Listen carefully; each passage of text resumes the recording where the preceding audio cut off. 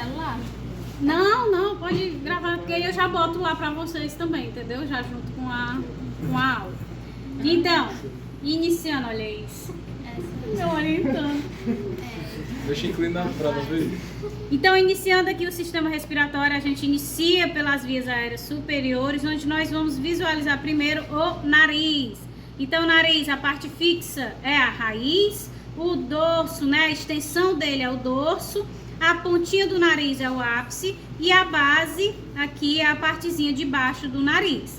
Na base do nariz a gente identifica duas cavidades que são as narinas. Nós temos a narina direita e a esquerda. Por que elas são separadas? Porque existe a cartilagem do septo nasal que a separa em direito e esquerdo. Dentro aqui, né, quando a gente adentra as narinas, a gente tem um revestimento de pelos nasais ou vibriças, certo? Esses pelos realizam o processo da primeira filtragem, tá? E aqui, quando a gente vai entrando mais nessa cavidade nasal, através das narinas, a gente identifica o vestíbulo nasal, que é como se fosse uma cavidadezinha mesmo, certo? Bem aqui a gente tem uma proeminência, tá? Essa proeminência é chamada de limbo nasal e faz a separação entre o nariz externo e o nariz interno, tá? O nariz interno vai ser o quê, né? A cavidade ou átrio nasal. Só voltando aqui, além da cartilagem, né, que a gente tem, que faz a separação do septo nasal, nós também temos ainda dois grupos principais de cartilagens pares, que são as cartilagens laterais, que ficam aqui mais acima, na lateral, certo? E temos as cartilagens alares, crucas, né, que ficam aqui na região mais inferior. Quando nós entramos no nariz interno, no átrio nasal, nós conseguimos de imediato visualizar o quê? Essas três proeminências, que é os três cornetos ou conchas nasais. Nós temos a concha nasal superior, a medial e a inferior. Entre cada uma delas, abaixo de cada uma delas, a gente consegue visualizar uma depressão. Essa depressão é chamada de meato nasal superior, meato nasal medial e meato nasal inferior, certo? A região dos cornetos, né, das conchas nasais, é uma região altamente vascularizada. Por quê? Porque a gente precisa aquecer esse ar, porque o processo de aquecimento do ar facilita a difusão, o transporte transcelular que acontece lá na hematose entre os alvéolos e os capilares, certo? Aqui no finalzinho da cavidade nasal a gente consegue visualizar, né, onde termina as cornetas e inicia já a depressão da tuba auditiva da faringe, a gente consegue visualizar a região das coanas, tá? Que é justamente o que faz a separação entre a cavidade nasal e a faringe. Ainda nessa peça a gente consegue ver o quê? Aqui o seio frontal, né? Ver um pouquinho dos seios etimoidais. Nós temos também os seios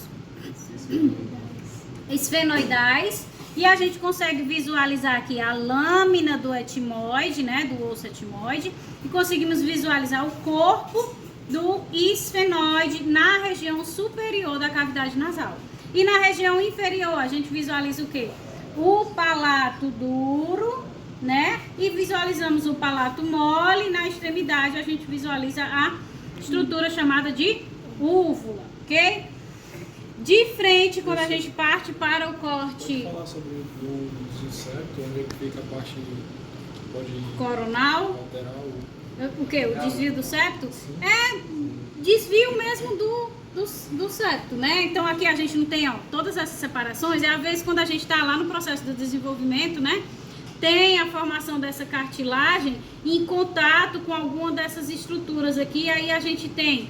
Em vez de ter a separação completa entre a narina direita e esquerda, a gente tem a comunicação, né? E isso vai interferir o quê? Que foi que a gente discutiu, que toda essa área aqui das cavidades e tudo mais, ela não é uma caixa de ressonância que vai contribuir para a voz.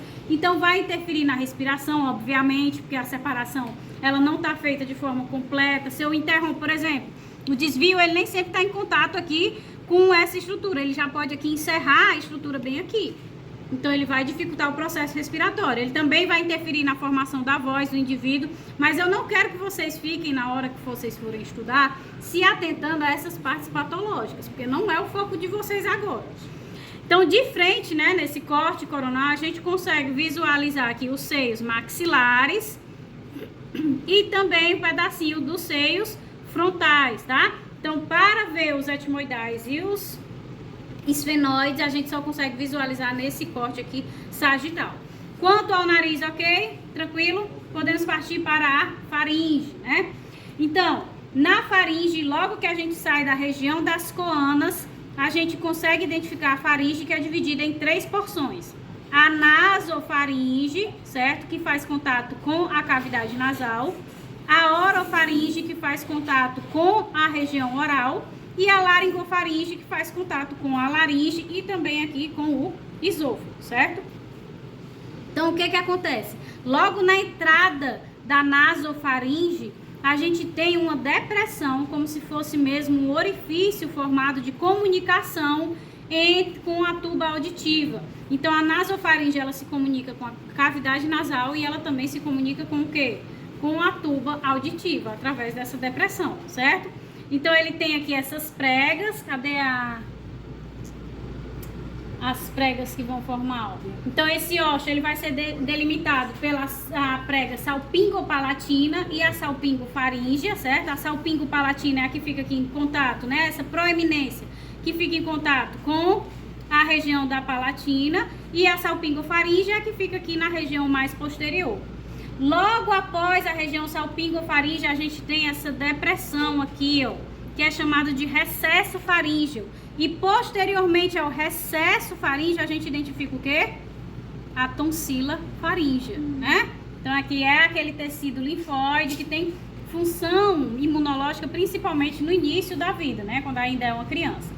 Quando a gente parte para a orofaringe, a gente consegue observar o istmo das fálceas, tá? Que é essa entrada aqui, ó, de contato mesmo entre a faringe e a região oral. E aqui na peça que a gente não conseguiu visualizar nas imagens, a gente consegue visualizar o que ele coloca aqui, ó. Nós vemos o arco do palato glosso e o arco do palato faríngeo. O palato glosso é o que vai ficar aqui, ó, essa proeminência que fica mais próxima à língua. Glosso lembra língua, né? Então, essa proeminência fica em contato com o palato glosso, e essa outra proeminência aqui é o arco faríngeo. Entre eles, o que é que a gente vai identificar? A tonsila palatina, né? A gente identifica a outra tonsila, que é a palatina. Essa parte aí que essa luz é qual mesmo? Aqui é a proeminência, aqui é a proeminência do glosso, né? É o arco glosso, e aqui é o arco faríngeo. Aí entre eles você consegue observar que tem essa tudo isso localizado na orofaringe. Na orofaringe, na região da orofaringe, né? Especificamente o que a gente chama de istmo das fálceas. Que istmo é o quê, né? Esse orifício. Então a gente consegue visualizar aqui. Se ela quer usar peça natural, as cabeças que tem aí que dá pra mostrar essas estruturas. Vocês querem? Sim. Tá bom. Eu pauso aqui. Não deu nenhum pausa. O arco faríngeo e no meio a tonsila palatina ou as amígdalas, certo? Depois disso a gente parte para a laringofaringe. E aí a transição entre a laringofaringe e a faringe em si é nessa região aqui G, ó. Tá marcado se é um G ou é uma bolinha, sei lá, é só uma marcaçãozinha aqui que tem. Nessa região que tá marcada aqui é o que a gente chama de ádito da faringe, certo? Que vai ser justamente a comunicação que existe entre a faringe e a laringe. Além disso, ele está se comunicando também com o quê? Com o esôfago. Por quê? Porque a faringe é um órgão comum. Ela serve tanto ao sistema respiratório como ela serve ao sistema digestório, tá? Ok, pessoal? Tranquilo? Então vamos partir agora para a faringe. Eu queria uma peçazinha. Eu vou começar falando da faringe, da laringe, perdão. Aqui nessa peça, mas depois né, tem ali, ó. Pega ali pra mim, por favor. Isso aqui? É. Essa? Essa cinza. Pega as duas na dúvida que já eu decido. Mas aqui, ó. Iniciando a laringe, a gente vai ter aqui, primeira coisa que a gente vai conseguir observar, tá? Opa! A laringe ela é bem curta, tá? Ela é realmente só esse pedacinho que faz a transição entre a faringe e a traqueia. Ela vai ter uma parte óssea, né? Que é o ocioide aqui, ó. Esse ocioide a gente pode visualizar aqui na peça, ó, esse K, pra mim é um K, né? Isso aqui que tá marcado. Então tem o ocioide. A gente também vai visualizar as cartilagens, que nós temos as ímpares, que são a epiglote, que é essa daqui, que tá posicionada logo no início, por quê? Porque quando há deglutição, né, a língua empurra ela se fecha, para que o bolo alimentar não vá para as vias aéreas. Então tem a epiglote, nós temos aqui a tireoide, né? E nós temos a cricoide, que é formada por essas duas aqui nesse corte sagital.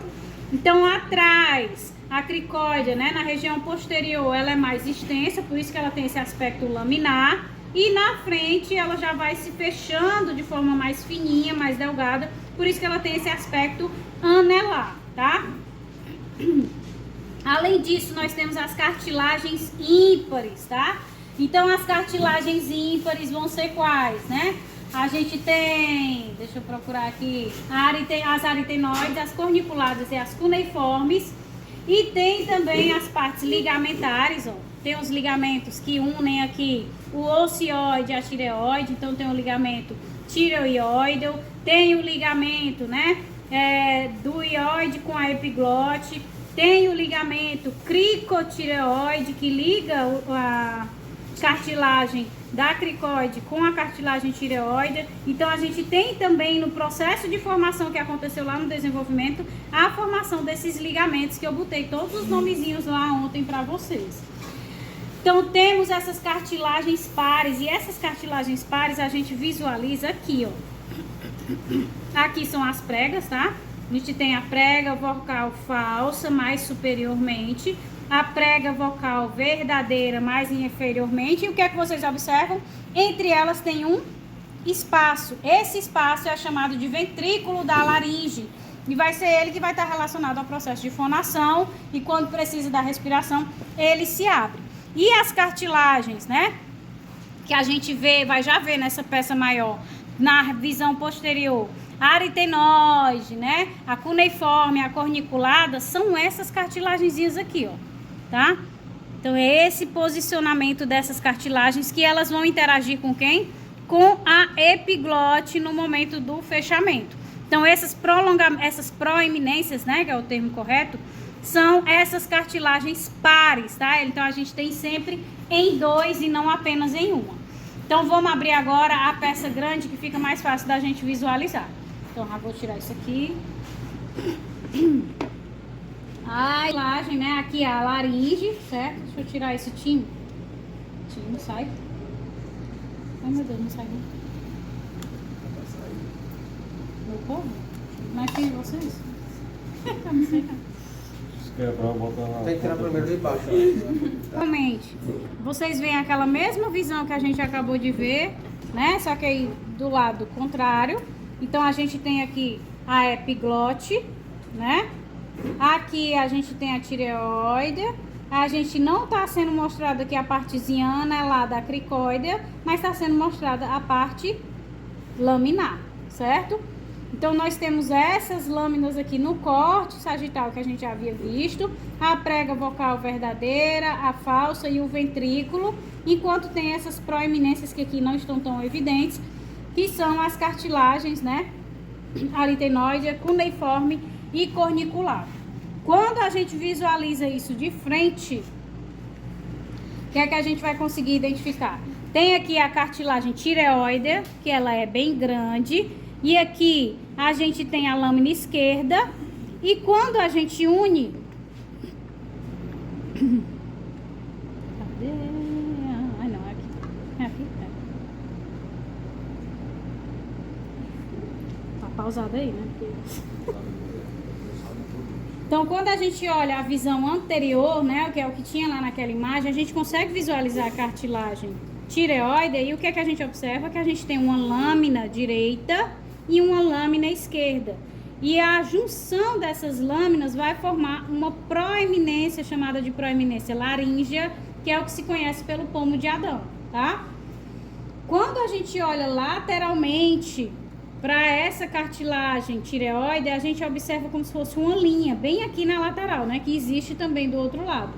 É aqui que a gente identifica os tubérculos superior e inferior da tireoide direita e aqui o tubérculo superior e inferior da cartilagem tireoide da lâmina esquerda, tá? Quando a gente vai aqui para trás, aí aqui sim vocês conseguem visualizar os cornos, tá? Então a gente tem o corno superior e tem o corno inferior direito e aqui o esquerdo, que ainda são partes da cartilagem tireoide, certo? Descendo aqui, vocês conseguem visualizar a base de quem? Que cartilagem é essa azul? A cricoide, né? Que aqui na região posterior ela tem uma extensão maior, né? Ela é maior. E quando a gente vira ela para frente, ó, ela vai descendo aqui. E é como se ela fosse formando aqui uma descida, um escorregador. Por isso que aqui na frente, ó, ela fica bem menos espessa, tá? Deixa eu tirar essa partezinha aqui. Esse músculo sai? Sai, ó.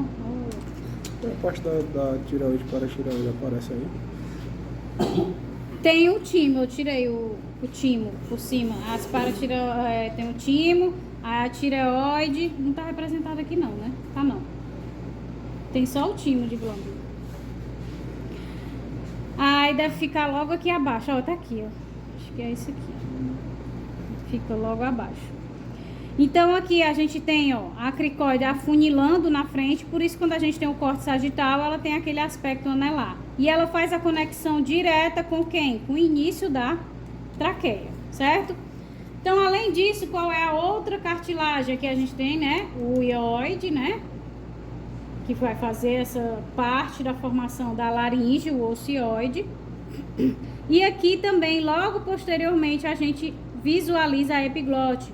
Então, quando a gente vê de forma frontal,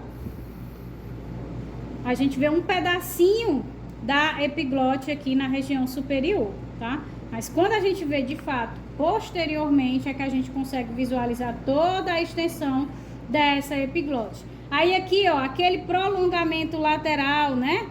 Daquelas cartilagens pares que a gente viu quando parte a peça no meio, que não fica tão evidente no corte sagital, aqui vocês conseguem visualizar, ó, esse 22, né? Que são as cartilagens pares. A gente tem as aritenoides mais embaixo, depois tem as corniculadas e depois tem as cuneiformes, que ficam aí em prolongamento da cartilagem epiglótea, certo?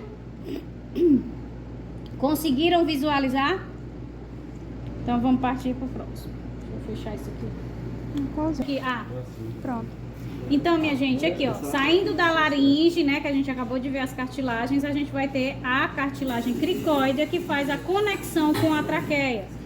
Percebam que a traqueia, ela é um tubo, né, cilíndrico, e que ela se estende aí mais ou menos até uns 11 centímetros, certo? Vai variar entre cada pessoa, mas a média é de 11 centímetros. O que é que a gente consegue visualizar? Que nós temos anéis azuisinhos aqui. Esses anéis azuis representam as cartilagens de hialina, que tem uma formação em C, certo? Se eu olhar aqui a peça da laringe, eu percebo que os anéis de cartilagem, tá? Eles vão se encerrar aqui nessa abertura posterior. Então, ele não se fecha. Então, ele ajuda a evitar o colabamento dessa traqueia.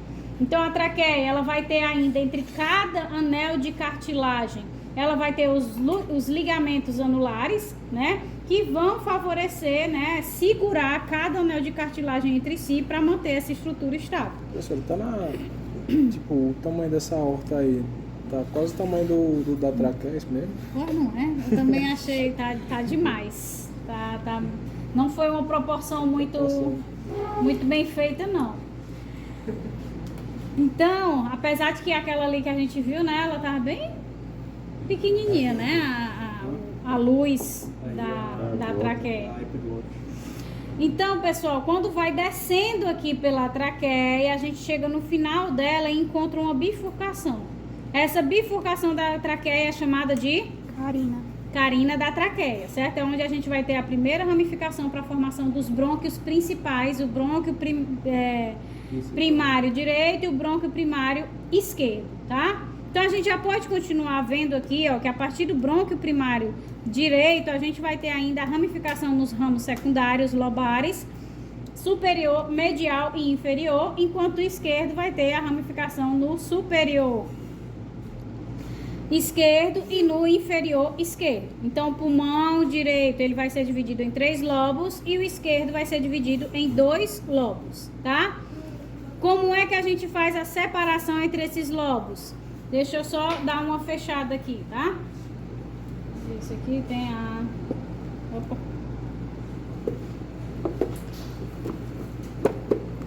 Que horas já são, hein? 11. Não sou muito boa de montar, não, né? Pronto. Quando a gente visualiza a estrutura macroscópica desses pulmões, a gente consegue visualizar o quê? O pulmão direito sendo dividido no lobo superior, medial e inferior, e essa separação é feita pela fissura horizontal entre o superior e o medial e pela fissura oblíqua entre o medial e o inferior. Enquanto o esquerdo, eles vão ser separados em superior e inferior pela fissura oblíqua, porque são 2 lobos apenas, então já concluo. Essa regiãozinha aqui, essa pontinha, a gente chama de língula pulmonar, que é a região que acredita-se ser o lobo medial do pulmão esquerdo que atrofiou, tá? Quando a gente abre aqui e faz a comparação entre o pulmão direito e o esquerdo, a gente vai observar uma estrutura aqui, principalmente, chamada de hilo pulmonar. E esse hilo pulmonar é o quê? Ele tem a mesma função do hilo renal, é onde entra e sai diversas estruturas. Então é onde entram nervos, onde entra artéria, onde entra veias, em ambos os pulmões, certo? E onde vão entrar o quê? As ramificações dos brônquios. Então esses brônquios lobares que vocês estão visualizando aqui, eles vão se ramificando mais ainda, né? Em segmentares, de segmentares a bronquíolos, bronquíolos terminais. E esses bronquíolos terminais, que é o que vocês estão vendo aqui, ó, eles vão se ramificar nos bronquíolos respiratórios, que já viram uma parte microscópica. Então aqui, a gente obviamente não vai conseguir visualizar a parte microscópica. Então quando vocês veem essas ramificações aqui da árvore brônquica, né, que formam uma estrutura de árvore, vocês veem o quê? Que a gente ainda tem a presença das cartilagens, né? Só que essas cartilagens, elas começam a ficar mais aleatórias, mais colocadas em forma de placas, né? Elas não formam um anel completo em volta de cada ramificação. Então ficam algumas placas e à medida que a gente vai ramificando, a quantidade de placas de cartilagem, elas vão reduzindo até desaparecer, enquanto a musculatura lisa, ela vai aumentando. Nessas extremidades, a gente vai ter começar a formação dos bronquíolos respiratórios. Destes vai dar origem aos ductos alveolares. E aí começam os alvéolos, né, essas bolinhas pequenininhas, a aderir a esses ductos alveolares, formando os sacos alveolares. Quando a gente observa esses sacos alveolares de perto, né, microscopicamente, a gente vai conseguir visualizar que eles são recobertos por capilares, tá? E se a gente fizer um corte nesses alvéolos, a gente vai ver que eles têm como se fosse um poro. Se eu amplificasse um alvéolo aqui, né, seria essa bolinha, ele teria um poro, que é o quê? Para fazer a comunicação entre os alvéolos e manter a pressão dentro da caixa torácica para favorecer a ventilação pulmonar, certo? Ainda nos pulmões, a gente também consegue observar algumas características bases de diferença entre o pulmão direito e o esquerdo. O pulmão direito, ele vai ser maior do que o esquerdo, maior em largura, em comprimento, certo? Não em altura, porque logo abaixo dele a gente vai ter aí o fígado fazendo essa pressão. Enquanto o pulmão esquerdo, ele vai ser menor, mas ele também vai ter uma característica que não está aqui apresentada, que é a impressão cardíaca, tá? Que é aqui, ó. Tá aqui nessa partezinha, quando a gente consegue, não sei se vai dar para gravar. Doutora, não tem pleura, né? Na parte que o coração está emendado no pulmão. Na parte que o coração está emendado no pulmão, tem a pleura revestindo todo o pulmão. Porque tem uma parte que não Então tem tem... pleura. A pleura, ela tá todo o pulmão e o pericárdio também tá recobrindo todo o coração. Se o coração estiver do lado O direito, coração, a parte lá não tem. O quê? quando a pessoa nasce com o coração do lado direito. A impressão fica do lado direito também. Porque o que causa a formação da impressão cardíaca é a compressão. Né? Por quê? Porque o pulmão ele não vai se desenvolvendo até 8 anos de idade, ou mais ou menos 10 anos de idade. Então, como isso vai comprimindo, se eu não tenho espaço, um dos fatores que eu preciso para crescimento do pulmão é espaço. Se não tem espaço, ele não vai crescer ali. Entendeu? Acho que vai ter impressão, mas Aí os vai três acabar lados vai fazendo continuar a mesma coisa. isso, vai favorecer o acontecimento da mesma coisa do lado direito. Não vai ter espaço para ele crescer, então ele começa a ter a formação da impressão do lado direito. Mas quanto a lobos, só se tiver outro problema no desenvolvimento lá na fase embrionária, que aí não tem a divisão nos 3 lobos, tá? Só aqui para voltar para vocês um pouquinho, que eu vi que tem nessa... Tem que colocar o coração nessa peça aqui, ó, só para vocês visualizarem. Ó. A visão posterior da laringe, ela fica em contato aqui com o ióide, né, o ocioide. Essa aqui é a membrana tireoide, né, que faz a conexão entre o ióide e a cartilagem tireoide. Então a gente tem essa epiglote e aqui abaixo, isso aqui que vocês estão vendo são as cordas vocais, né? Então elas se fecham, né? Quando a gente precisa do processo de fonação. E aí o que foi que eu expliquei desde o início para vocês? O fechamento ele é total? Não, elas ficam vibrando, né? E dependendo do tom que a gente for utilizar, essa abertura vai ser menor ou maior, tá? E aí quando a gente precisa respirar, essas cartilagens, essas pregas aqui, elas se abrem para a passagem e saída do ar, tá? Então só para vocês verem. Então elas... Ok? Tranquilo, pessoal?